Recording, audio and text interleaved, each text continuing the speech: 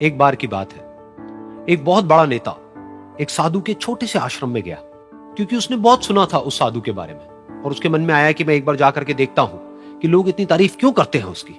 तो जब वो उस आश्रम में गया तो वहां पर एक छोटा सा कमरा था जहां पर एक कालीन बिछा हुआ था। वहां पर कुछ लोग बैठे हुए थे नीचे और साधु जी सामने बैठे हुए थे। कुछ सवाल जवाब चल रहा था। तो जैसे ही वो अंदर गया, वो अकेला नहीं था, उसके साथ में 4 बॉडीगार्ड्स भी थे और उसको ये आदत थी कि जहां पर भी वो जाता था लोग अपनी जगह से खड़े हो जाते थे, उसकी तरफ देखते थे, हाथ जोड़ते थे, अपना सर झुकाते थे।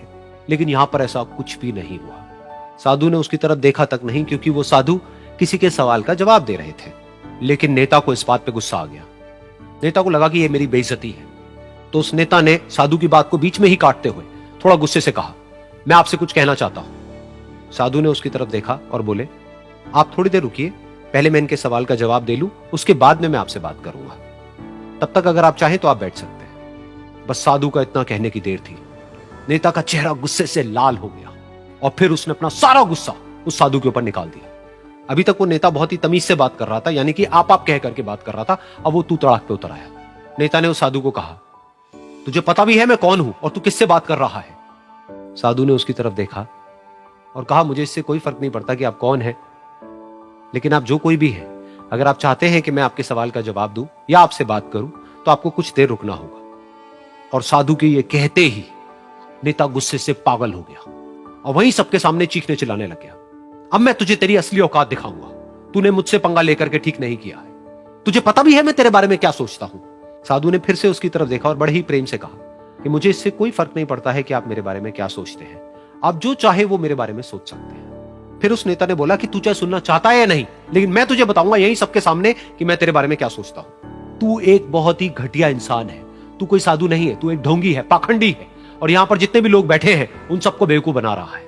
तेरा बस एक ही मकसद है कि इन लोगों की जेब में जितना भी पैसा है वो सब तेरे पास में आ जाए। तू अपने फायदे के लिए इन लोगों का इस्तेमाल कर रहा है और अब मैं तुझे नहीं छोड़ने वाला। तेरा पर्दाफाश करके रहूंगा पूरी दुनिया के सामने। लेकिन उसके इतना बोलने के बाद भी उस साधु के चेहरे पर हल्की सी मुस्कान बनी ही रही। ये देखकर वो और तिल मिला गया और उसने कहा, अब बहुत हुआ, अब मैं यहां 1 मिनट भी नहीं रुकने वाला। लेकिन अभी भी तेरे पास में मौका है। अगर मुझसे माफी मांगनी है या मुझसे कुछ कहना है तो कह सकता है। इतना सब होने के बाद भी साधु बिल्कुल शांत था और उनके चेहरे पर एक मुस्कान थी। उन्होंने अपनी आंखें बंद कर ली। फिर साधु ने अपनी आंखें खोली, हाथ जोड़े और कहा कि मुझे आपसे कोई गिला शिकवा नहीं है। मेरे मन में आपके लिए कोई भी गलत ख्याल नहीं है। जो भी आपने मेरे बारे में कहा वो आपकी अपनी सोच थी। तो मुझे आप में कोई भी बुराई नजर नहीं आती है। मुझे आप एक बहुत ही भले इंसान लगते हैं। और साधु के इतना कहते ही नेताजी का दिमाग 7वें आसमान पर पहुंच गया। उनके चेहरे पर एक अजीब सी खुशी थी, क्योंकि उस साधु ने वो ही कहा जो बाकी सब लोग उस नेता को कहते हैं। और वो खुशी खुशी उस आश्रम से अपने घर की तरफ चला गया और जा करके अपने पिताजी के साथ में बैठ गया। उसके पिताजी की आंखें बंद थी और वो ध्यान में थे। पूरी जिंदगी उन्होंने सिर्फ लोगों की सेवा करी और बदले में कुछ भी एक्सपेक्ट नहीं किया। तो थोड़ी देर बाद जब उन्होंने अपनी आंखें खोली और देखा अपने बेटे को अपने साथ बैठे हुए, तो उनके बेटे के चेहरे पर आज एक अजीब सी खुशी थी जो आज से पहले उन्होंने कभी नहीं देखी थी। फिर उसने एक एक करके सब कुछ बताया कि आज क्या हुआ, किस तरह से वो आश्रम गया, वहां पर क्या हुआ, उसने क्या कहा, उन्होंने क्या कहा।